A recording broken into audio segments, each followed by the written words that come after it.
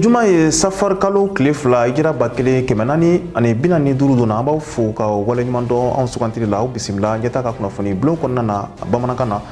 aw ka bi kunnafoni bakurubaw filɛ nin ye. Lajɛ belebele o sigira malidenw tɔgɔ la minnu o sigilen don Mali yɛrɛ kɔfɛ jamanaw la walasa ka hakilinaw fara ɲɔgɔn kan o yɛrɛ kɛra kunu alamisa CICB kɔnɔna na. Ministiriw ka ladala ɲɔgɔn ye o kɛra araba tɛmɛnen an bɛna da don la kunnafoni fana kɔnɔna na. An ka jamana kɔfɛ kunnafoniw na Nigeria jamana kan jatigɛwale kɛba kulu minnu dɔnnen don Boko Haram maaw la olu yɛrɛ dama kɔni karila ɲɔgɔn na o kɛra sababu ye min ye maa 82 ko ninkɛnɛ karaba.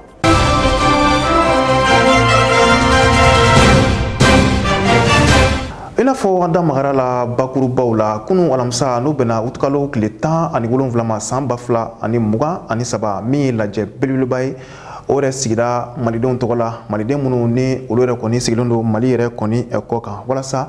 ka se ka hakililan caman fara ɲɔgɔn kan cogo min na o yɛrɛ sen bɛ se ka jɔ jamanajɔ yɛrɛ la ani jamana yɛrɛ ɲɛtaga koɲɛw la cogo min kɔni na min ye an yɛrɛ ka minisiri ma ɲɛma Dr Sogɛl Kokala Mayiga ale de tun ye nin kɛnɛ yɛrɛ ma ɲɛma ye kelen ta tɔgɔ la Abdou Watara Laji Mamadu Tarawele olu tun bɛ nin kɛnɛ kofɔlen in kan. Ni baara daminɛ minnu bilala sen kan n'a hakilinaw bɛ tali kɛ tungarankew ka koɲɛw la ani maliden minnu sigilen bɛ jamana kɔ kan a hakilinaw ɲɛfɔra kabini sigikafɔba min kɛra an ka jamana kɔnɔ n'a bɛ wele ko Assise nationale de la refondation de l'État a laɲini ye min ye maliden minnu bɛ jamana kɔ kan u ka se ka sigi ka hakili jagabɔ kɛ fɛɛrɛ ni hakilina minnu kan ka ta walasa gɛlɛya min bɛ tungarantaga la caman ka se ka bɔ a la.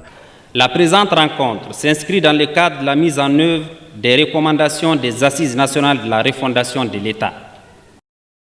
Ni lajɛ in bɛ bila hukumu min kɔnɔna na o de ye malidenw ye sigikafɔba min kɛ ka tɛmɛ n'o ye Assise nationale de la recommandation ye a bɛ bila o hukumu de kɔnɔna na a kunba dɔ ye mun ye walasa ka fɛɛrɛw fara ɲɔgɔn kan maliden minnu sigilen don kɛnɛ ma olu nafa bɛ se ka bonya cogo min na jamana ɲɛtaga ani jamanadenw ni ɲɔgɔn cɛ bɛnw kɔnɔna na jamana kɔnɔ ani jamana kɔ kan ani fana ka hakilinaw ɲini ɲɔgɔn fɛ ka ɲɛsin tungalatalaw ma o waleya in bɛ gouvernement ka yeta la kɔrɔlen ka ɲɛsin a ka tungaladenw ma o de kama kumasen min taara n'o ye thème ye o de ye k'a fɔ maliden minnu sigilen don kɛnɛ ma olu ka cɛsiri bɛ se ka kɛ mun ye ka ɲɛsin faso ma walasa Mali bɛ se ka bɔ nɔgɔ la an danbew bɛ se ka dɔn diɲɛmaa fɛ cogo min na ka se ka Mali yɛrɛ ɲɛda la kurakuraya o la tile 3 in kɔnɔna na an bɛna jatebaw kɛ ka fɛɛrɛw fara ɲɔgɔn kan walasa Mali yɛrɛ bɛ se ka bɔ nɔgɔ la nin hukumu kɔnɔna na cogo min na. Il s'agit pendant 3 jours de faire un diagnostic des enjeux migratoires et de présenter des initiatives concrètes pour promouvoir davantage le rôle de la diaspora dans le processus du développement national.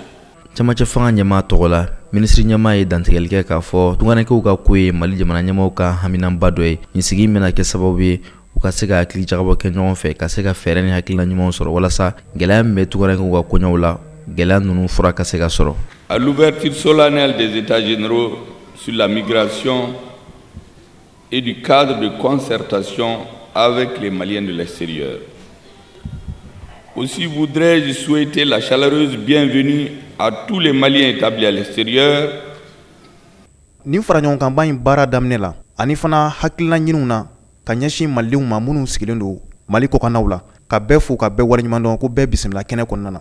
tungalataga kɛko ɲuman o bɛ an ka gouvernement ka politiki kɔnɔna na walasa min ye an ka tungaladenw ye olu yɛrɛ jɔyɔrɔ bɛ se ka bonya cogo min na jamana yɛrɛ sɔrɔ a n'a bɔnɔgɔla la o de kama ni lajɛ in a ɲɛnɛmayala gouvernement fɛ walasa ka se ka an ka tungaradenw n'o ye maliden minnu sigilen don kɛnɛ ma ka se ka u lamɛn k'u ka degun dɔn ka fɛɛrɛw ɲini olu la a kɛkun dɔ fana ye ka kumaɲɔgɔnya tɛmɛ maaw ni ɲɔgɔn cɛ tungako kumaw la walasa ka se ka fɛɛrɛ ɲumanw sɔrɔ degun minnu bɛ sen na o la o de kama an ye fɛɛrɛ kɛ ka nin kɛnɛ in sigi sen kan walasa maliden minnu bɛ jamana in kɔnɔna na ani minnu bɛ jamana kɔ kan n'o ye tungaradenw ye o se ka kumaɲɔgɔnya tɛmɛ u ɲɔgɔn cɛ cogo min na walasa min ye fanga marako ɲuman ye o bɛ se ka kɛ anw yɛrɛ ka jamana kɔnɔ cogo min na ka ɲɛsin tungalataga ma. Ces États généraux offrent l'occasion enfin de mener des échanges féconds entre les Maliens de l'intérieur et ceux établis à l'extérieur pour explorer les voies et moyens d'instaurer une gouvernance durable des migrations. ni sigi bɛna kɛ sababu ye maliden minnu sigilen bɛ jamana kɔ kan ani a kodɔnnabanw u bɛna fɛɛrɛ ɲumanw ta k'u bila sen kan walasa tugarankew ka koɲaw u ka se ka nɔgɔyaba sɔrɔ diɲɛnatigɛ yɛrɛ kɔnɔna la. An ka jamana marabaw u kɔni ye hakilina ta o tukalo tile 11 tɛmɛnen min ye alikama mugu ye n'an ko ma ko farini o donni min bɛ kɛ ka bɔ an ka jamana kan ka taa a feere yɔrɔ la ko ka a bɔli kɔni dabila ni waleya in bɛna kɛ sababu ye min ye an yɛrɛ ka izinitigi minnu bɛ an yɛrɛ ka jamana kɔnɔ minnu ka baara bɛ ɲɛsin farini yɛrɛ la baarali ma o bɛna kɛ sababu ye u yɛrɛ kɔni bɛna fiɲɛbɔda caman sɔrɔ cogo min kɔni na min kɔni ye direction générale du commerce et de la concurrence maaw ye olu kɔni ye ɲɛfɔli kɛ ni yɛrɛ hakilina in kan Ali Kulubali a ɲinini minnu kala an ka jɛ ka lamɛn ɲɔgɔn fɛ. Mali kunkanko kibaruyaw la Mali ministriw ye sariya min ta u ka lasigi dɔ kɔni senfɛ ni a sariya yɛrɛ n'a nimoro ye 20 19 60 fɛn ye ni a taala o tikalo tile 11 sanba 2023 ka jira k'a fɔ min ye ka taa farini walima ka taa fɛn ye alikama walima ka taa fɛn ye makaroni k'o doni ka bɔ jamana wɛrɛ la ka don Mali kɔnɔ ko o kɔnjɔ la a jirala k'a fɔ ko fɛn ye farini malikama ka taa se makaroni kɔni ma sariya minnu bɛ ni ka taa se a kasabi tacogo n'a fɔ nafolo min bi don a la n'u b'a wele position tarifaire ka taa se fɛn ye a bɛ nana cogo min na ni olu hakilaw u bɛɛ ta la ni fɛn ye sariya minnu kɔnde a jirala k'a fɔ olu sariyaw ko u bɛ k'o don bala o de tɛ dɔwɛrɛ ye fɛn ye ka se ka ninnu tali ka bɔ jamana kɔ kan ka nana ye faso Mali kɔnɔ n'u ye farini ka taa se malikama ka taa se fɛn ye makaroni kɔni ma ko ka a jɔ fɔlɔ sani waati dɔ kɔni de cɛ o de hukumu kɔnɔ yaasa ka se ka kuma ninnu kɔni dɔn o de nana ni hakilila kɔnde min ye DGCC o maa ɲɛma fɛn ye Zedjon Dambele ale kɔni ye ɲɛfɔliba kɔni kɛ o la Zedjon Dambele ale kɔni y'a jira k'a fɔ ko ni ye jateminɛ kɛ jamana yɛrɛ ni ko jamana ko a ka baarakɛlaw ko a ka fɛn ye bayɛlɛmalikɛ yɔrɔ n'u y'a ka iziniw kɔnde ko jamana yɛrɛ ka jɔ a yɛrɛ la ko a bi o baarakɛyɔrɔ ninnu de bi jamana kɔni kɛ jamana kɔnde o de hukumu kɔnɔ a y'a jira k'a fɔ ni ye jateminɛ kɔni kɛ ka se ka ninnu kɔni tali ka bɔ jamana kɔnɔ ka na Mali kɔnɔ ka se ka a baro kɔni jɔ fɔlɔ ko a kɛ kunti dɔwɛrɛ min ye jamana ka bayɛlɛmalikɛ yɔrɔw ye n'u ye iziniw kɔni ka se ka olu kɔni bɔ dingɛ kɔni kɔnɔ ka sababuya kɛ u bi gɛlɛyaba kɔnɔ ani jamana yɛrɛ bɛ fɛn minnu dilan jamana bɛ fɛn minnu kɔni don bala olu ko bɛɛ ka se ka don bala fɛn ye jamanadenw fɛ jamanadenw yuru ka se ka o nafa kɔni dɔ cogoya min de la ni ko jamana ka sɔrɔ a ka yiriwa ko fo fɛn ye jamana ka bayɛlɛmalikɛ yɔrɔ ani jamana bɛ fɛn minnu bayɛlɛma olu ka se ka feere jamanadenw yuru ma ko u bɛ ka kɛ o sababu de kɔnɔna na wa jala fana k'a fɔ ko a ko jamana ɲɛmaaw ka laɲini de kɔnɔna de don ni u kɛra jamana ɲɛmaaw minnu bɛ bi olu ye o laɲiniw kɛ o bɛ kɛ sababu fana kɔni ye nasaraw bɛ min wele ko autosuffisance ni an yɛrɛ bɛ ku an yɛrɛ la ka se an yɛrɛ kɔlɔ baro yɛrɛ ta nasira kɔni fɛ n'an ka bayɛlɛmalikɛ yɔrɔw ni olu kɔni sela ka don bala olu bɛ gɛlɛya min kɔnɔ ka se ka olu kɔni bɔ o gɛlɛyaw bɛɛ lajɛlen kɔni de kɔnɔ ko ka sababuya kɛ ni nin ma kɛ ko an bɛ yɔrɔ min na ko bi fɛn ye an ka bayɛlɛmalikɛ yɔrɔw n'u ye iziniw kɔnde ko u bɛ gɛlɛya kɔnɔ wa caman bɛ bi fɛn ye ni fɛɛrɛ ma kɛ ka politiki ɲɛnama kɔni ta ka ɲɛsinw ma fɛɛrɛ ɲɛnama ta ka ɲɛsinw ma ko a caman bɛ yen minnu kɔni bɛ datuguli kɔni de sira kɔni fɛ ka se ka olu bɛɛ lajɛlen kɔni kɛlɛ ko o de bɛ na ni nin sira in kɔni de ka se ka olu ka minɛ yɛlɛmataw ka se ka fɛn ye o don bala jamanadenw kɔni yɔrɔ ko ka sababu kɛ ni ye jamana yɛrɛ kɔni ta ka lajɛ ko jamana bi kasabi caman ani ka nafa caman kɔni don izini minnu bi jamana kɔnɔ jamana yɛrɛ kɔni tɔgɔ la walima jamanadenw tɔgɔ la k'olu ka bayɛlɛmalikɛ fɛnw kɔni de la o ko ni ye jamana ye ka kasabiw don a la walima ka fɛɛrɛ ɲuman ta ka ɲɛsin o kɔni ma ko kana ye k'a fɔ olu iziniw ko u tɛ se ka baara kɔni kɛ ka sababuya kɛ u ka minɛnw tɛ ka se ka san ko ni o kɔni kɛla jamana min kɔnɔ o ye o jamana ka sɔrɔ kɔni bitɔla kɔni de wa a y'a jira fana k'a fɔ ni o izini fana ni a ma se ka feereli kɔni de kɛ a izini a bɛ taa datuguli de sira fɛ n'o fana taara datuguli sira fɛ maa minnu bɛ baara kɛ a kɔnɔ olu bɛɛ lajɛlen kɔni bɛ to baarantanya na o kɔrɔ de b'a jira sa jamana yɛrɛ ye fɛɛrɛ minnu kɛ o fɛɛrɛw ka se ka iziniw bila sen kan olu bɛɛ lajɛlen kɔni kɛla fu ye wa a bɛɛ benna ji kɔni na ka se ka o bɛɛ lajɛlen kɔni de kɛlɛ ko Zedjon Dambele a y'a jira k'a fɔ nin hakililaw tala o hukumu de kɔnɔna na de la Zedjon Dambele a y'a jira k'a fɔ ko an bɛ yɔrɔ min na ko bi a sen bɛ faso Mali bɛɛ lajɛlen ka da i ka fɛn ye bayɛlɛni ka yɔrɔw kɔnɔna na ani u bɛ ka baara minnu kɔni de kɛ ka se ka olu baaraw bɛɛ lajɛlen ka da u la ani u bɛ ka bayɛlɛmani minnu kɛ maaw ka u kɔni san yaasa fɛn ye autosuffisance alimentaire n'o ye ka ku an yɛrɛ la balo ta nasira kɔni fɛ ka se an yɛrɛ kɔrɔ a la ka balo kɔngɔ kɔni kɛlɛ yaasa u na se ka kɛlɛ an ka jamana kɔni kɔnɔ cogoya min de la Zedjon a y'a jira k'a fɔ ko n'i ye jateminɛ kɛ k'a lajɛ i n'a ye k'a fɔ min ye an ka sanni feere kɛbaaw ye u bɛ yɔrɔ min na ko bi walima jago magobatigiw ko olu bɛ taa fɛn ye minɛ dɔw kɔni ta fɛn ye jamana kɔ kan ka na i b'a ye k'a fɔ a dɔw bɛ o bɛ bɔ Maroc ka taa walima Indi jamana konde la ko bi an ka fɛn min ye jago mabɔtigiw olu bi gɛlɛyaba kɔnɔ o la bi ko ka sababuya kɛ ni jamana fila olu bɛɛ lajɛlen y'a jira k'a fɔ olu ka fɛn minnu bi yɛlɛma u fɛ yen n'a bi dilan u fɛ yen k'u ba yɛlɛma u fɛ yen u ka feere u fɛ yen o de la ko faso Mali a fana kan ka o politiki o sira de ta yaasa ka se ka se a yɛrɛ kɔrɔ cogo min na balo yɛrɛ ta nasira fɛ. Lakanako kunkanko kibaruyaw la bi sɔgɔmada in na Tɔnbɔkutu nɛgɛ kanɲɛ 8 tɛmɛnen ni miniti 30 ɲɔgɔn bɔɲɔgɔnko ye min ye jatigɛwale kɛba dɔw ye olu kɔni ye mugujugu fili Tɔnbɔkutu dugu kɔnɔna nka a yirala k'a fɔ u ka wulikajɔ kɔni ma se ka kɛ sababu ye ka mɔgɔ si bɔnɛ u ni na ni kunnafoni kɔni bɔra an yɛrɛ ka wolomasiri tabaw ka kunnafoni di soba min bɛ yen nɔ ni an ko ma ko DIRPA maaw kunnafoni kɔni bɔra o yɔrɔ kɔni na ani an ka wolomasiri tabaw bɛɛ to ɲɔgɔn bolo halisa lakanako kunkanko kibaruyaw la a yirala k'a fɔ sa min kɔni ye alamisa tɛmɛnen ye Baɲangara ani Sevare sira yɛrɛ kɔni sanfɛ n'o ye route nationale numéro 15 ye kɛrɛnkɛrɛnnenya la Yawakanda yɛrɛ kilomɛtiri 15 bɔɲɔgɔnko kɔnɔna na a yirala k'a fɔ o bɛ dancɛ bɔ ani Baɲangara la waleya in kɔni kɛra yen nɔ an yɛrɛ ka wolomasiri tabaw ye wulikajɔ kɛ nin yɔrɔ kofɔli na walasa min ye mugu furunta dɔ ye ka se ka a sen ka bɔ dugu kɔrɔ nin sira kofɔli in kan cogo min na a yirala k'a fɔ sa nin baara fana kɛra hɛrɛ ani baden na mɔgɔ si kɔni ma bɔnɛ o nin kɔni na min ye minisiriw ka ladala ɲɔgɔn ye o kɔni kɛra araba tɛmɛnen utikalo tile 17 san 2023 fanga yɛrɛ jabala la kuluba kɛnɛ yɛrɛ ɲɛmaya kuma min bolo o y'an yɛrɛ ka jamanakuntigi kolonɛli Asimi Goita yirala k'a fɔ sa min kɔni hakilina kuraw ye u taara nin kɛnɛ kɔfɔlen kan ka jɔyɔrɔ kuraw fana kalifa maa dɔw la Abdu Watara ale b'a ɲɛfɔ an ye. Mali minisiriw ka ladalasigi in kɔnɔna la minisiri min ka baara bɛɛlen don nafoloko ni sɔrɔ yiriwali koɲɛw ma ale ka hakilinaw la yirala k'a fɔ sariya dɔ taara an ka jamana ɲɛmaw fɛ sariya min bɛna kɛ sababu ye min ye angɛrɛ tɔni 15 ye o bɛna san ka di maa minnu bɛ yen ni olu bɛ degun kɔnɔ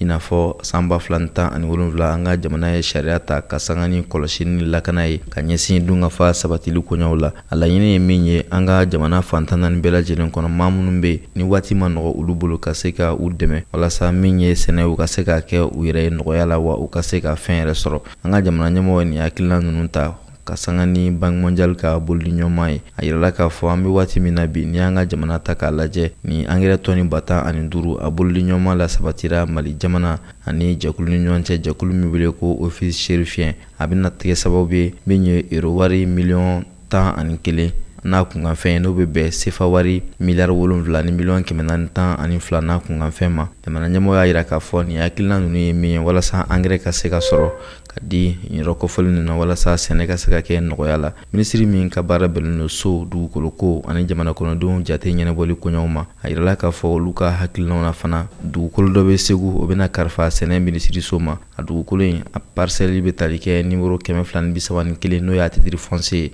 dɔ fana bɛ tali kɛ 315 la n'o bɛ Segu yɛrɛ marabolo kɔnɔna la n'i y'a koɲɛw ta k'u lajɛ a laɲini ye min ye sɛnɛkɛlaw ka so n'o ye chambre d'agriculture ye Segu ta o ka se ka jɔ nin yɔrɔ kofɔlen in na Mali minisiriw ka ladalasigi in senfɛ maa dɔw bɛ yen olu kɔni choisila u bɛna baara kɛ minisiri so dɔw kɔnɔna la Mali minisiriw ka ladalasigi in senfɛ fana kibaruya dɔw dira Mali minisiri min ka baara bɛnnen don Malikura jɔli koɲɛw ma ale ye dantigɛli kɛ k'a yira k'a fɔ an bɛ waati min na bi an ka jamana foroba baarakɛlaw ani kɛnyɛrɛyew ta sɔrɔ yiriwali koɲɛw la sariyakisɛ dɔw tara walasa o koɲɛ ninnu ka se ka ɲɛnabɔ a hakilina ye min ye Malikura jɔli baaraw i n'a fɔ camancɛ fanga ɲɛmaa y'a ɲɛfɔ cogoya minnu na fɛɛrɛ bɛɛ lajɛlen ka se ka latigɛ ka se ka o baaraw nɔgɔya an bolo n'i ye Mali minisiriw ka ladalasigi in ta k'a lajɛ fana minisiri min ka baara bɛɛlen don bɛn ni basigi ani sigikafɔ ni ɲɔgɔn kanfɔ ni ɲɔgɔn kanbɛn sabatili ma ale ka hakilinaw fana na sariya dɔ tara sariya minnu y'a yira k'a fɔ a ko jɛkulu dɔ bilala sen ka jɛkulu minnu bɛ n'olu ka baara ye maa minnu bɛ ni tɔɲɔli kɛra ani bingali kɛra ka ɲɛsin olu ma kabini san 1960 fan bɛ waati min na olu ka hakɛ minnu kan ka di u ma da dora olu la ko walawala o jɛkulu sigira sen kan wa ɲɛmaa fana bilala sen kan Mali minisiriw ka ladalasigi in senfɛ minisiri min ka baara bɛnnen don kɛnɛya ko koɲɛw ma ale ye dantigɛli kɛ ka sanga ni coronavirus bana ta cogoya ye a ko an bɛ waati min na u ni dɔgɔkun tɛmɛnen ta ka sanga ni dɔgɔkun ne b'a ye k'a fɔ dɔɔni bɛ ka fara coronavirus banatɔw kan ka jamana kɔnɔ jamana ɲɛmaa y'a jira k'a fɔ jamana kɔnɔdenw ka sariya ni fɛɛrɛw matarafa minnu fɔra jamana ɲɛmɔgɔw ni kɛnɛya tigilamɔgɔw fɛ an ma sɛnsɛn ka don an ka jamana kɔfɛ kunnafoniw na o laseli bɛ ka ɲɛ an balimakɛ Ali Kulubali fɛ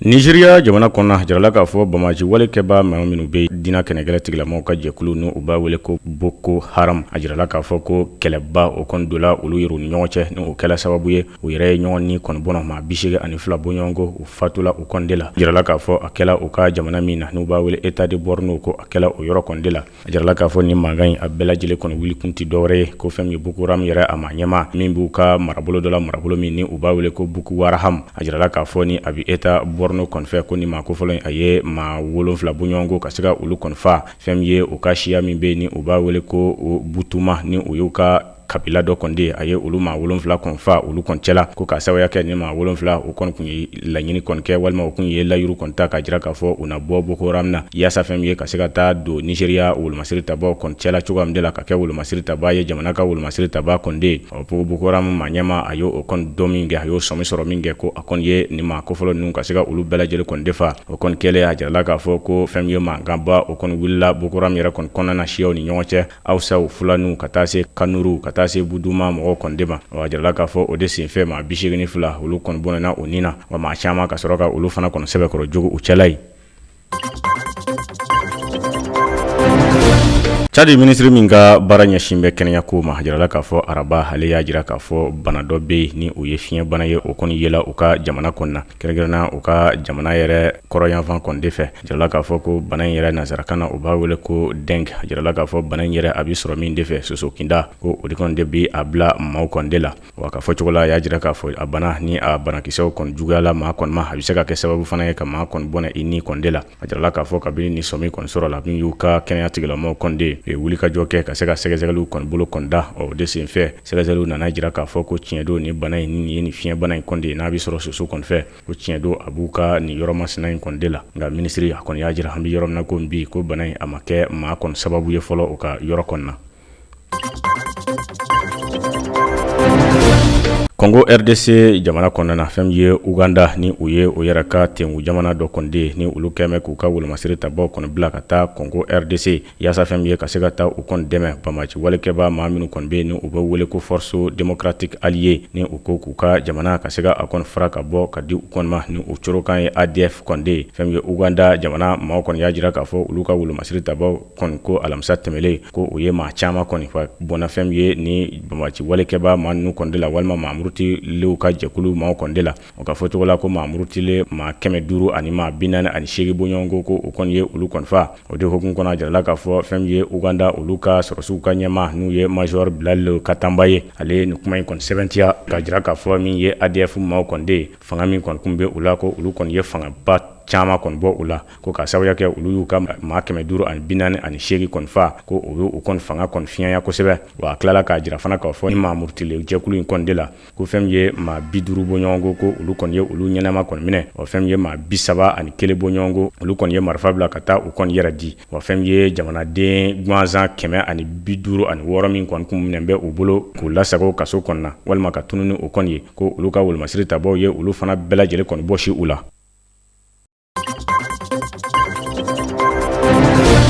Zimbabwe jamana kɔnɔna a jirala k'a fɔ ko olu jɔkun kelen kɔnɔna olu bɛna wuli ka jɔ kɔni kɛ ka kalafiliw kɛ ka se k'u ka jamana ɲɛmaa kɔni sigi ani ka wasadenw fana kɔni sigi cogoya min na a jirala k'a fɔ o yɛrɛkofɔ baaraw kɔni na fanga sinamatɔ maaw ko olu kɔni kun ye wuli ka jɔ kɔni kɛ k'u ka yɛrɛkofɔ baaraw kɔni daminɛ o de senfɛ a jirala k'a fɔ ko fɛn ye tarata tɛmɛlen sa o fɛn ye fanga sinamatɔ maaw kɔni de ye ko o caman olu kɔni minɛna k'u to u ka yɛrɛkofɔ kɔni de la fɛn ye Zimbabwe yɔrɔ la yɔrɔ min ni u b'a wele ko Arara a jirala k'a fɔ ko fɛn ye fanga sinamatɔ maa nu o yɛrɛ minɛna ka fɛn ye u ka parti n'u y'u ka fɛrɛtɔ minnu bɛ ni olu ye fanga sinamatɔ joliw kɔni de ka olu maa caman kɔni sɔrɔ u cɛ kɔni de la wa jirala k'a fɔ ni ye Zimbabwe yɛrɛ kɔni jateminɛ o de kalo tile 23 o de y'u ka kalata ye jamana ɲɛmaa kalata ka taa se fɛn ye wasaden kalata kɔni de ma o de la sa fɛn ye u ka jamana ɲɛmaa min kun bɛ minnu ye Emerson Mnangagwa kɔni de a jirala k'a fɔ maa do ale fana ye cɛbɔ ye wa ale fana ko fɛn ye fanga sinamatɔ mɔgɔw olu kɔni ye wuli ka jɔ kɔni kɛ k'a fɔ waati caman a bi kalo damadama bɔ k'a jira k'a fɔ min y'u ka jamana ɲɛmaa ye kɔni de n'u ye Emerson Mnangagwa ye ko a kɛmɛ ka wuli ka jɔ kɛ ka se ka fanga sinamatɔ maaw ka olu kɔni kari cogoya min de la ani ka juguyaba kɔni ta kɛlɛba kɔni ta ka ɲɛsin u ma ko a bɛ o baaraw de la k'u to fɛn ye yɛrɛkofɔ baara kɔni de la dugu kɔni kɔnɔna u ka jamana yɔrɔ dɔ la ko fɛn ye fanga sinamatɔ maaw tɛgɛtala da olu caman kɔni kan ni ne bɛ dan sigi aw ka bi kunnafoni walawalali kɛnɛ kan ɲɛmɔgɔyaso ye min fara ɲɔgɔn kan an ka se ka laseli ka wuli an b'an filɛbaga maliw fo sanga ani wagati mali kɔnɔ ani mali kɔ ka bamako kin min bɛ bamako yɛrɛ kɔni sigida 4nan na ni o ye lafiyabugu ye kɛrɛnkɛrɛnnenya la lafiyabugu kulujukɔrɔmaw an b'u fo nin waati na k'u waleɲuman dɔn aw kan bɛ sini ni ala sɔnna ma.